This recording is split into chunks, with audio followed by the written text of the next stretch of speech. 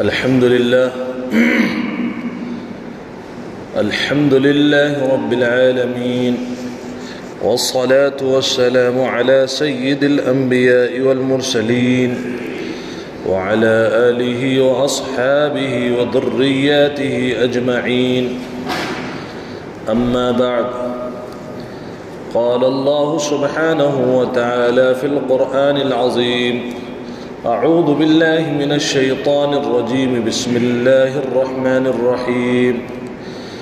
يا بني أقم الصلاة وأمر بالمعروف وانه عن المنكر واصبر على ما أصابك إن ذلك من عزم الأمور.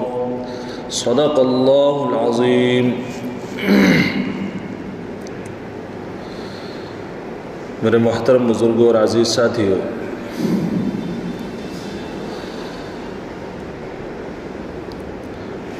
سورہ لقمان کی چند آیتوں کی تشریح چل رہی ہے. خاص وہ بات چل رہی ہے جس میں حضرت لقمان علیہ السلام نے اپنے بیٹوں کو نصیحتیں فرمائی تھیں. آج ان میں سے 4 نصیحتیں خاص طور پر ذکر کرنی ہے.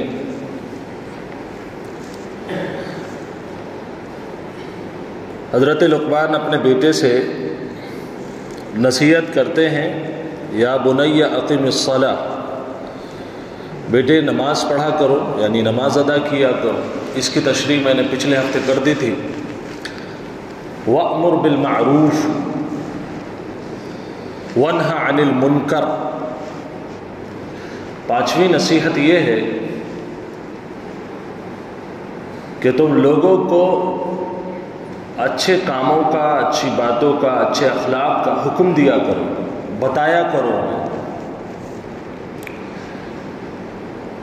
کیونکہ ہر آدمی عالموں کی مجلس میں نہیں پہنچ پاتا ہے. اگر صرف علماء پر یہ بات آپ منحصر رکھیں گے کہ خیر کی بات بس وہی بتائیں گے، ہمارے ذمہ کوئی بات نہیں ہے، تو ہر گھر میں دین اس شکل میں نہیں پہنچ سکتا ہے جس شکل میں پہنچنا چاہیے. وَأْمُرْ بِالْمَعْرُوفِ، لوگوں کو اچھائی کا حکم دو، اور اگر کوئی اچھائی کر رہا ہے تو اس کے کندھے پر ہاتھ رکھو، شفقت کا، محبت کا، اس کی حوصلہ افزائی کرو کہ جناب آپ یہ کام بہت اچھا کر رہے ہیں. کیونکہ یہ ایک چین ہے. آپ اچھائی کریں گے،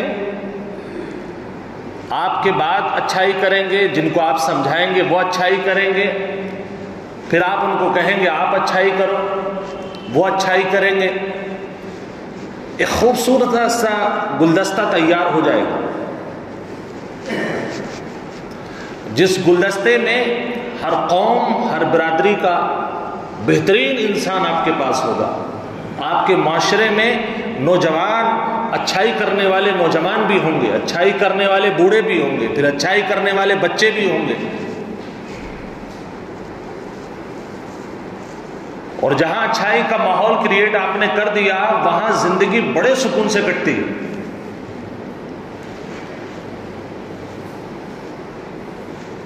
حضرت لقمان علیہ السلام اسی بات کو سمجھا رہے ہیں کہ دیکھو، نیکی کا حکم کرو اور برائی سے روکو.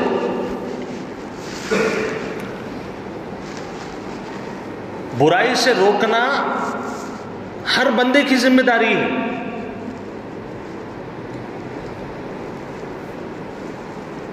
آپ یہ کام کر رہے ہیں غلط ہے، چاہے سامنے والا بات کو سمجھے یا نہ سمجھے، اس کا ذکر قرآن میں نہیں ہے. کیونکہ ہدایت کس کے ہاتھ میں؟ اللہ کے ہاتھ میں ہے. اگر اللہ چاہتا تو یہ بھی شرط لگا سکتا تھا کہ آپ کی سعی اور آپ کی محنت ہم اسی وقت قبول کریں گے جب سامنے والا آپ کی بات کو سن کر کے مان بھی جائے. یہ دنیاوی ڈیل نہیں ہے کہ ہم کسی ٹھیکیدار کو اپنے مکان کا ٹھیکہ دیتے ہیں اس بنیاد پر کہ شروع سے لے کر کے آخر تک، عرش سے لے کر کے فرش تک پورے کام ہو جائیں گے تب آپ کو پیمنٹ دی جائے گی، نقشہ پاس ہو جائے گا، ویریفیکیشن لگ جائے گا، اس کے بعد ہم آپ کی پیمنٹ کریں گے۔ اللہ کے یہاں پر ایسا کچھ بھی نہیں ہے۔ اللہ تو صرف بندے کی محنت اور اخلاص دیکھتا ہے، اور ایک محسن کے لیے، ایک اچھے انسان کے لیے دنیا میں بھی یہ قاعدہ ہے کہ جب وہ دیکھتا ہے کہ میں نے کانٹریکٹ تو اس سے کیا تھا کہ بھئی پورے مکان کے بعد میں تمہیں پیمنٹ کروں گا جب مجھے پسند آئے گا، لیکن اس کے گھر میں شادی آ گئی، کوئی اور کام آ گیا، وہ کہتا ہے کہ جناب مجھے کچھ پیسوں کی ضرورت ہے، تو شریف آدمی اس وقت یہ نہیں کہتا ہے کہ بھئی میں نہیں دوں گا۔ شریف آدمی کیا کرتا ہے، بولے بھائی چلو ٹھیک ہے، آپ کی پیمنٹ بعد میں طے ہوئی تھی لیکن ضرورت آپ کو اب ہے، کچھ نہ کچھ تو لے لو۔ اور اللہ تو سب سے بڑا محسن ہے، اس سے بڑا کون محسن ہے؟ ان اللہ لا یضیع اجر المحسنین، اللہ کا تو دعویٰ ہے قرآن میں، دعویٰ ہے قرآن میں کہ اگر تم کوئی اچھا کام کرو گے میں تمہارے کسی ایک کام کو بھی رائیگاں نہیں جانے دوں گا۔ امر بالمعروف اور نہی عن المنکر جو فریضہ ہے وہ چھوٹا موٹا نہیں ہے۔ ہمارے یہاں کئی جماعتیں آپ اس میں کر سکتے ہیں، 3 جماعتیں تو آپ کر ہی سکتے ہیں جس کو قرآن نے بیان کیا ہے۔ ایک طبقہ وہ ہے التائبون العابدون، یہ والا طبقہ ہے جو ماشاءاللہ عبادت کرتا ہے، روزے رکھتا ہے، نمازیں پڑھتا ہے، قرآن پڑھتا ہے۔ یہ وہ طبقہ ہو گیا جو اللہ سے کنیکشن جوڑنے میں اپنی کوئی کسر، کوئی محنت باقی چھوڑ نہیں رہا ہے۔ دوسرا ایک طبقہ ہے جو گناہ کرنے والا ہے، اسے کوئی پتہ نہیں کہ اللہ کیا چیز ہے، اسے کوئی پتہ نہیں ایمان کیا چیز ہے، اس نے نام تو اپنا مسلمان رکھ لیا، بس اتنا ہی ہے، اس کے علاوہ اور کچھ بھی نہیں۔ اب ان گناہوں سے روکنے والی جو جماعت ہے، ہم وہ جماعت تیار نہیں کر پا رہے، اور جماعت انفرادی طور پر ہر فرد سے بنتی ہے۔ ہم وہ امت نہیں ہے کہ جو چاہے ہمارا پڑوسی کرتا رہے، جو چاہے ہمارا بیٹا کرتا رہے، ہمارے ابا کرتے رہے، ہم خاموش رہیں گے اور کان اور آنکھ بند کر کے رہیں گے۔ یہ ہماری امت کی اسپیشلٹی نہیں ہے۔ کنتم خیر امت اخرجت للناس تأمرون بالمعروف وتنہون عن المنکر، برائیوں سے روکنے کی تاکید قرآن میں میرے ناقص علم کے مطابق اللہ نے 8 آیتوں میں ذکر فرمائی ہے، اس کے علاوہ بھی ضمناً ذکر کی ہے، لیکن 8 آیتیں بالکل واضح ہیں، 8 جگہ قرآن میں۔ سورہ آل عمران آپ اٹھا کر کے دیکھیں، 104 آیت نمبر 110 آیت نمبر 114، سورہ آراف اٹھا کر کے آپ دیکھیں آیت نمبر 157، اس کے بعد سورہ توبہ اٹھا کر کے دیکھیں، سورہ حج اٹھا کر کے دیکھیں، یہ سورہ لقمان اٹھا کر کے دیکھیں، آپ کو اللہ تبارک و تعالی نے امر بالمعروف نہی عن المنکر، یعنی آپ بری الذمہ نہیں ہو سکتے کہ یہ غلط کر رہا ہے، کرنے دو، کیا کریں، سمجھائیں گے جب بھی نہیں مانے گا، یہ جملہ ہوتا ہے ہمارا۔ ارے کیا سمجھانا ایسے آدمی کو، یہ نہیں مانے گا، اسے مت سمجھاؤ۔ بھئی آپ مانے یا نہ مانے، آپ کو ذمہ دار ہیں اس کے۔ جس چیز کی اتھارٹی اللہ نے آپ کو دی ہی نہیں ماننے نہ ماننے کی، اس میں آپ اپنے آپ کو انوالو کر رہے ہیں کہ صاحب سمجھانے سے کیا فائدہ، مانتا تو ہے نہیں، آپ غلط فہمی میں ہیں۔ میرے رب نے آپ کو یہ اجازت نہیں دی ہے کہ آپ یہ کہہ کر کے پیچھے ہٹ جائیں کہ صاحب یہ سمجھ میں، اس کی سمجھ میں نہیں آئے گی۔ آپ کا کام ہے بتانا، اور اگر آپ ایسا نہیں کرتے ہیں، ایسا نہیں کرتے ہیں اور آپ لوگوں کو ان کے حال پر چھوڑ دیتے ہیں، میں آپ کو ایک واقعہ قرآن کا بتاتا ہوں، شاید ہمارے اندر کوئی انسانیت جاگ جائے۔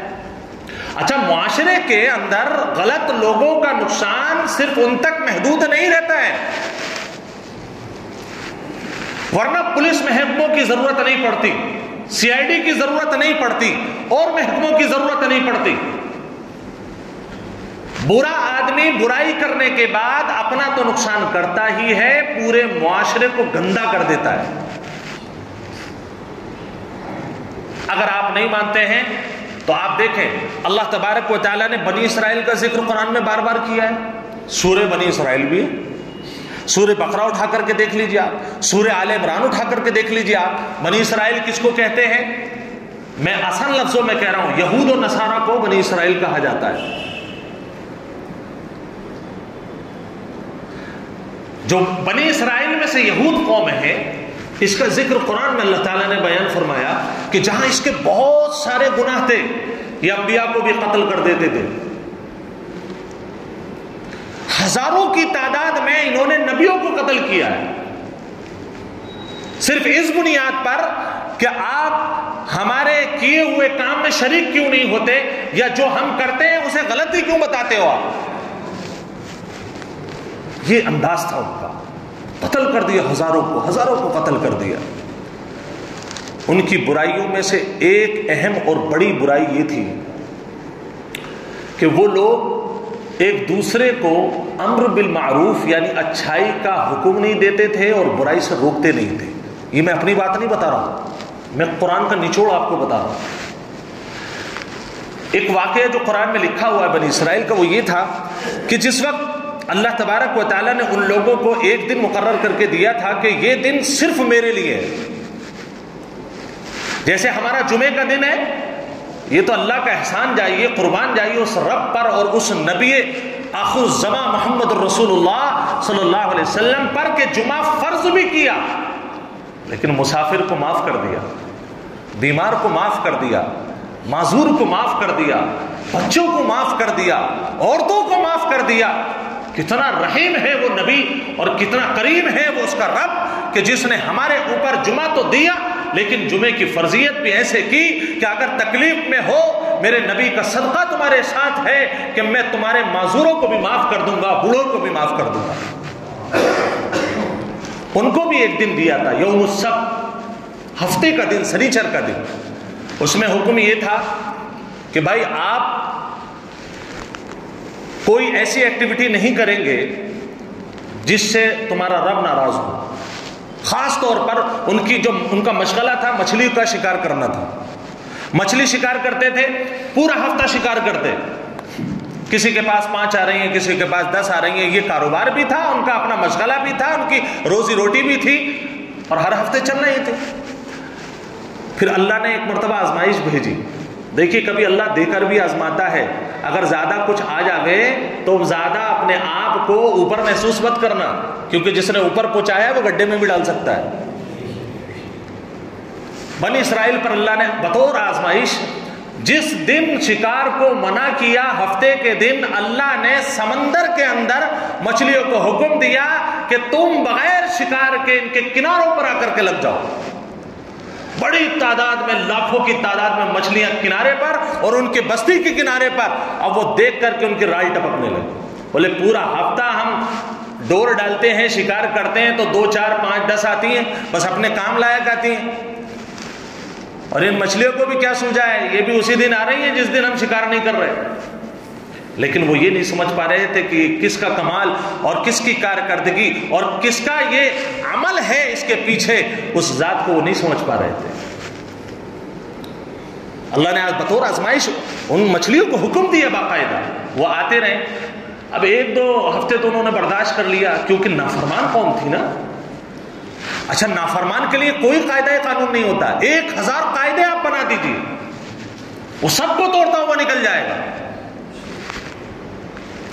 ان کے ضمیر میں، ان کی گھٹی میں اللہ کی نافرمانی پڑی ہوئی تھی۔ انہوں نے کیا کیا؟ قرآن کہتا ہے کہ انہوں نے جیسے یہ کنارہ چل رہا ہے، برابر میں گڈھے کھود دیے، تیار کر دیے، 10 بائی 10 8 بائی 8 کے۔ یہ میں اپنی طرف سے بتا رہا ہوں، 10 بائی 10 میں ایک گڈھے کھود دیے انہوں نے، اور جو پانی تھا سمندر کا اس کے اندر ایک انہوں نے گول یا ایک نالا بنا دیا جس سے سمندر کا پانی اور گڈھے کا پانی دونوں مرج ہو جائے۔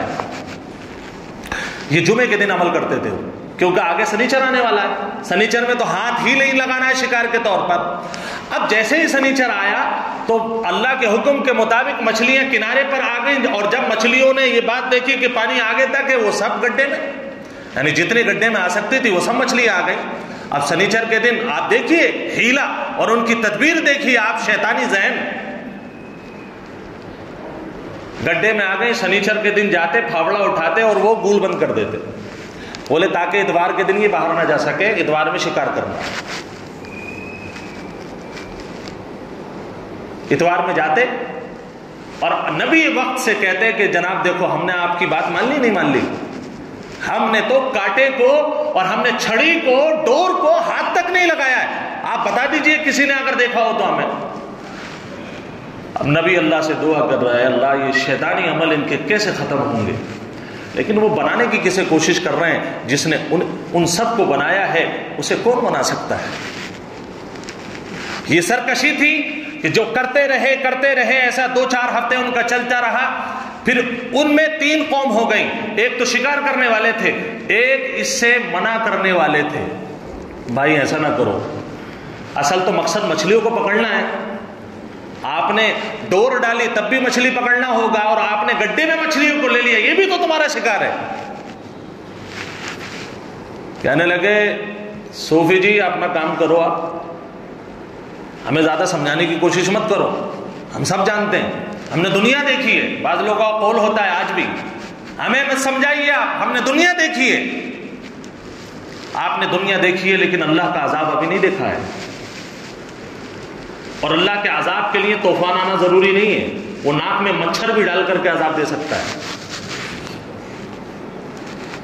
ہوتا رہا تیسری پبلک وہ تھی جو نہ تو شکار کر رہے تھے نہ سمجھا رہے تھے، بلکہ جو سمجھانے والے تھے ان کو سمجھا رہے تھے، ارے صاحب کیوں وقت برباد کر رہے ہیں، یہ لوگ آپ کی بات نہیں مانیں گے، کیوں سمجھا رہے ہیں آپ نے، اپنا وقت برباد کر رہے ہیں آپ ان کے اوپر، یہ کوئی اچھے لوگ ہیں، آپ کو ایسا نہیں کرنا چاہیے، یعنی سمجھانے والوں کو روک رہے۔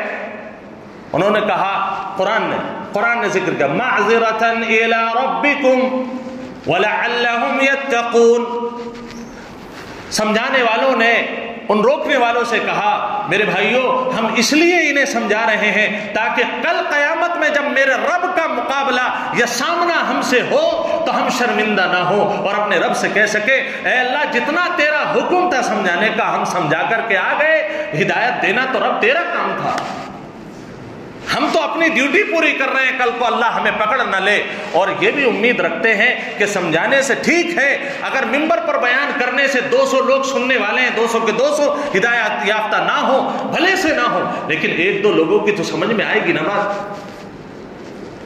انہیں 1-2 لوگوں کے لیے ہم یہ سمجھنے اور سمجھانے کا کام کر رہے ہیں۔ اب یہ معاملہ چلتا رہا، اللہ کہتا ہے انجینا الذین، ہم نے ان لوگوں کو بچا لیا جو لوگ دوسروں کو برائی سے بچا رہے تھے، ینہون عن السوء، جو برائی سے بچا رہے تھے، ہمارا عذاب آیا، اور عذاب کیا آیا کہ اللہ نے کھڑے کھڑے انسانوں کو، بیٹھے بیٹھے انسانوں کو بندر بنا دیا، قردۃ خاسئین، ذلیل بنا دیا، بندر بنا دیا۔ اللہ کی قدرت سے کوئی چیز باہر نہیں ہے۔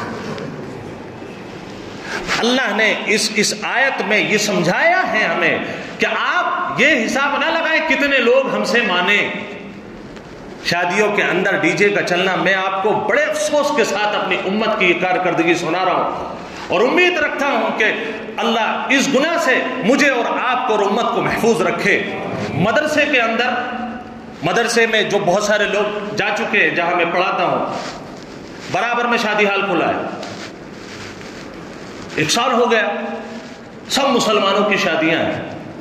یہ مدرسے کی دیوار ہے، یہاں پر ماشاءاللہ قرآن تقریباً 100 بچے اللہ کے کلام کو، معصوم قوم اللہ کے کلام کو یاد کر رہی ہے۔ مستعد ایک ایک بچے کو رٹا لگوانے میں لگے ہوئے ہیں، اس سے الف آ جائے، اس سے با آ جائے، اس سے الحمدللہ رب العالمین آ جائے، اس سے اللہ کی تعریف آ جائے، لگے ہوئے ہیں۔ اور وہ ادھر سے بارات لے کر کے آتا ہے، اور کم سے کم 10 بڑے بڑے ڈی جے لے کر کے آتا ہے، اور لا کر کے مدرسے کی جدھر کھڑکیاں ہیں اس طرف اس کا رخ کر دیتا ہے، اور میں سمجھاتا ہوں، میں تو اپنا امر بالمعروف کرتا ہوں، بھائی خدا کے واسطے راستے میں جو آپ نے کیا وہ آپ جانے، لیکن اتنا تو کم سے کم رعایت کرو۔ یہاں آپ قرآن نہیں پڑھ رہے جبکہ نکاح ایک عبادت ہے، کم سے کم اپنے قوم کے ان معصوم بچوں کو تو قرآن پڑھنے دو، شاید اللہ اسی عمل کو قبول کر لے کہ اے اللہ ہم نے تیرے قرآن کی عزت کی تھی۔ جواب ملتا ہے کہ صاحب لڑکے نہیں مانیں گے، جواب ملتا ہے کہ پتہ نہیں کون بجا رہا ہے، جواب ملتا ہے کہ صاحب ہم کیسے رک جائیں، اتنے پیسے خرچ کریں۔ پھر کہتے ہو اللہ سے کہ اللہ ناراض ہو گیا۔ پوری بارات میں سے، پوری شادی میں سے آپ کو یقین دلا کر کے میں یہ بات کہتا ہوں کہ بارات میں گاؤں کی شادیاں آپ جا کر کے دیکھیں، وہاں تو اکٹھے چلتے ہیں، شہروں میں تو آتے جاتے رہتے ہیں، وہاں اکٹھے چلتے ہیں، 200 250 400 لوگوں کی باراتیں آتی ہیں، اذان ہوتی ہے مسجد میں، اگر پوری بارات میں سے اگر 10 سے 12 آدمی بھی نماز پڑھنے آ جائے تو میں سمجھتا ہوں متقی لوگوں کی یہ بارات آئی۔ توفیق نہیں ہوتی کہ جینس گندی ہو جائے گی، کپڑے گندے ہو جائیں گے، خدا کی قسم جب قبر کی مٹی میں پڑو گے تو اس دن تم یہ عذر نہ کر سکو گے کہ مٹی سے میں میلا ہو گیا۔ اور یہ اس وجہ سے ہے، ٹوپی لگائے ہوئے لوگ اپنی آنکھوں سے دیکھتا ہوں، ٹوپی لگا کر سفید داڑھیوں میں لوگ وہ ڈی جے پہ ہجڑے ناچ کر رہے ہیں، ڈانس کر رہے ہیں، اور وہاں جا کر کے حضرت ایسے کر کے کھڑے ہوئے دیکھ رہے ہیں۔ کم سے کم ایک بار تو اللہ کے لیے کہہ دو معذرتاً الی ربکم، میں تمہیں اس لیے سمجھا رہا ہوں تاکہ اپنے رب کے سامنے جواب دے سکو،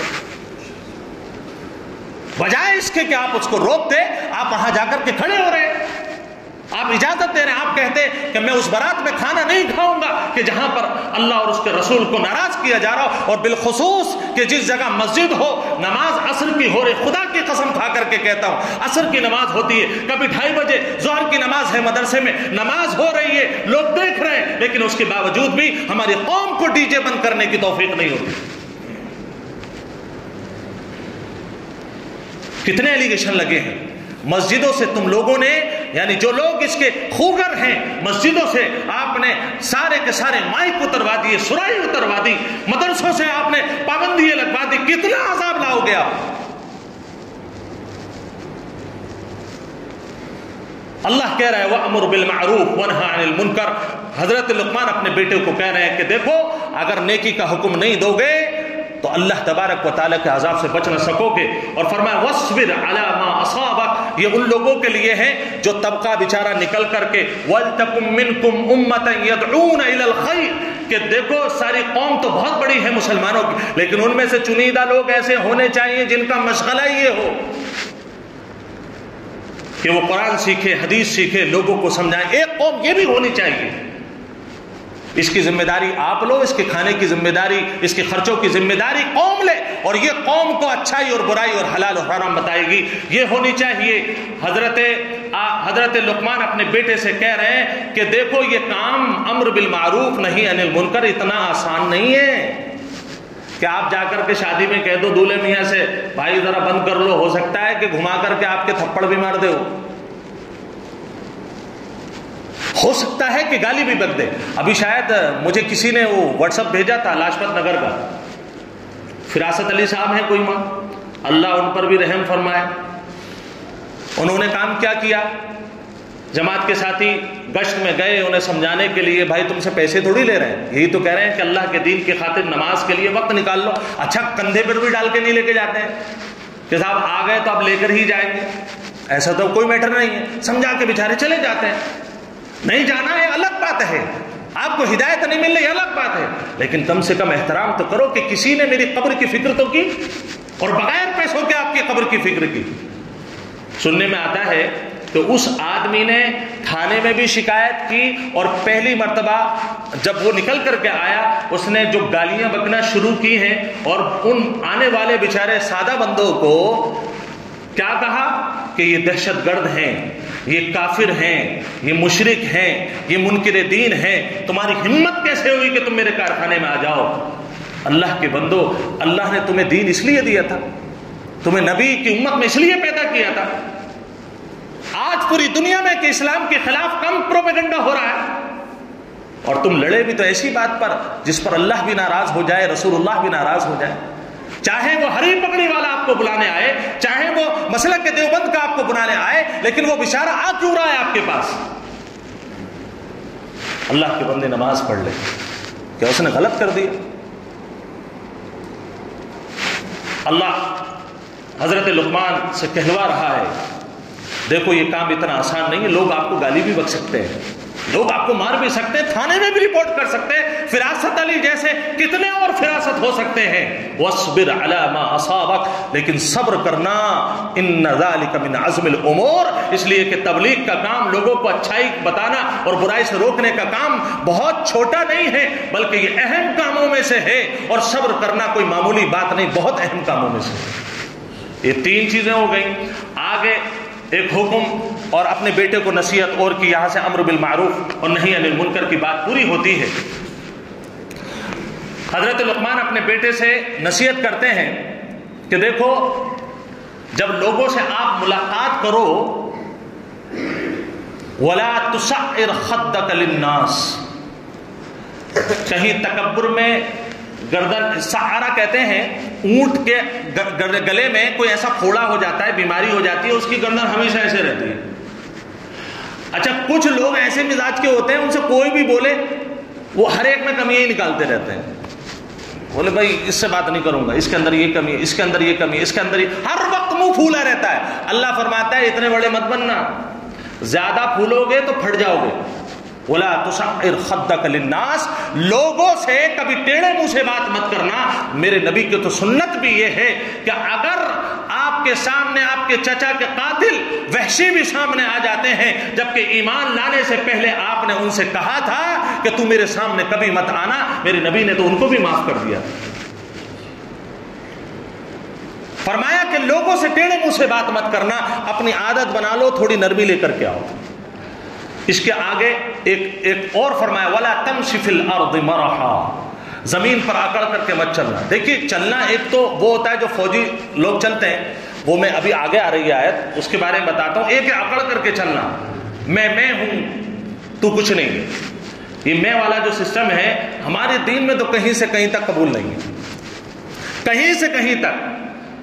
چاہے پھٹے ہوئے کپڑوں میں تکبر کرو، اچھے کپڑوں میں تکبر کرو، گاڑی پر بیٹھ کر تکبر کرو، گھر میں بیٹھ کر کے تکبر کرو، عورت تکبر کرے، مرد تکبر کرے، اللہ کہتا مجھے کسی کے تکبر کی کوئی پرواہ نہیں ہے، میں ایسے لوگوں کو ذلیل کر کے مارتا ہوں۔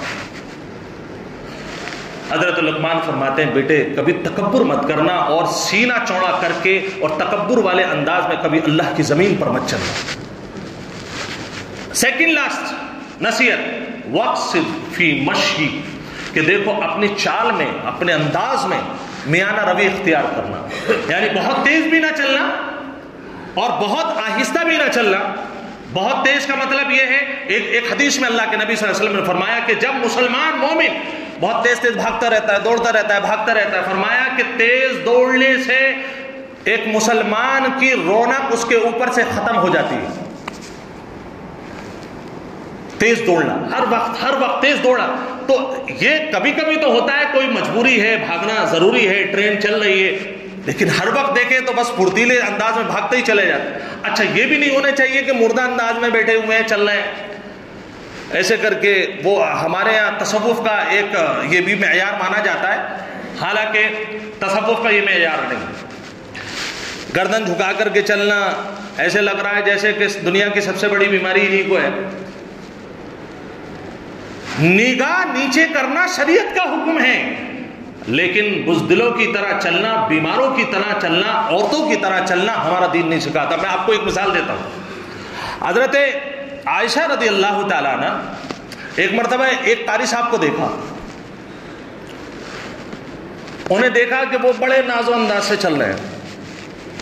آپ نے فرمایا، کسی سے پوچھا یہ حضرت کون ہے؟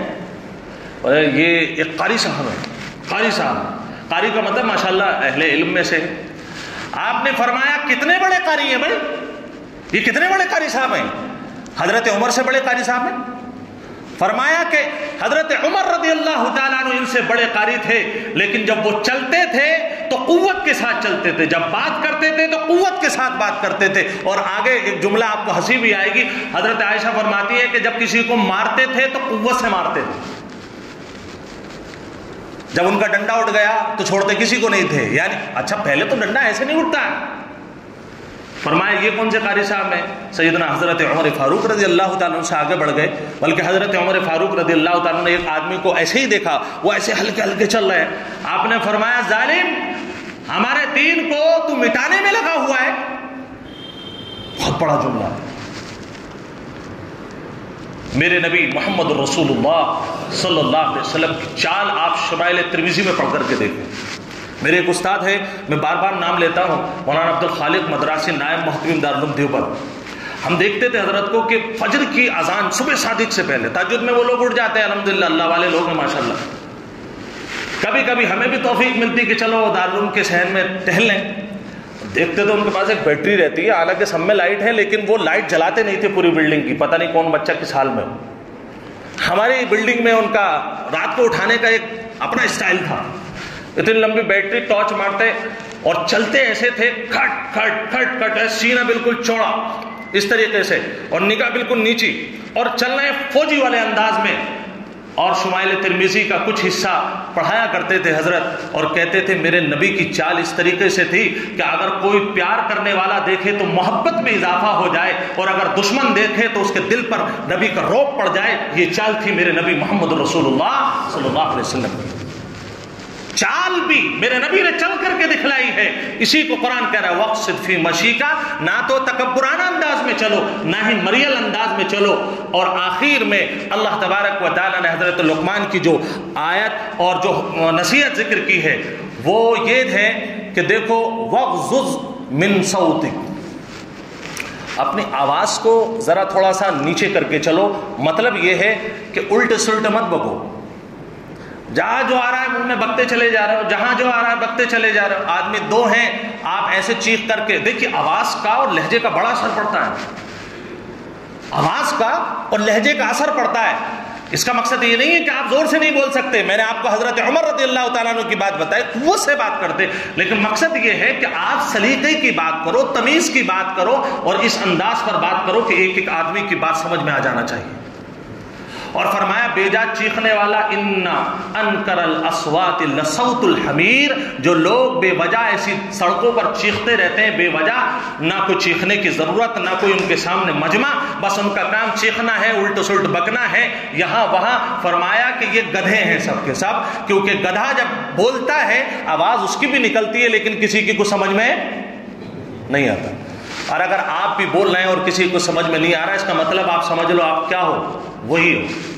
سمجھ رہے ہیں؟ تو آپ کو اور ہمیں یہ نصیحت ملی ہے کہ ہم ان چاروں نصیحتوں پر عمل کریں. ایک تو امر بالمعروف, لوگوں کو اچھائی کا حکم دیں اور لوگوں کو برائی سے روکنے کی کوشش کریں, اور تکبرانہ انداز میں ہرگز نہ چلیں, نہ ہی ہم کسی سے تکبر کے طور پر اپنی منڈی کو موڑ کر کے رکھیں, بلکہ جو بھی معافی مانگنے آ جائے سبحان اللہ, معاف کر دیا اللہ کے لیے. اور آخر میں اپنی چال کو اپنے انداز پر رکھیں, اور اپنی آواز کو اپنے کنٹرول میں رکھیں. جہاں جتنی ضرورت ہے اس کو وہاں تک پہنچائیے, نہ کم بولیے نہ زیادہ بولیے. اللہ تبارک و تعالیٰ ان نصیحتوں پر عمل کی توفیق نصیب فرمائے. آمین. واخر دعوانا الحمدللہ.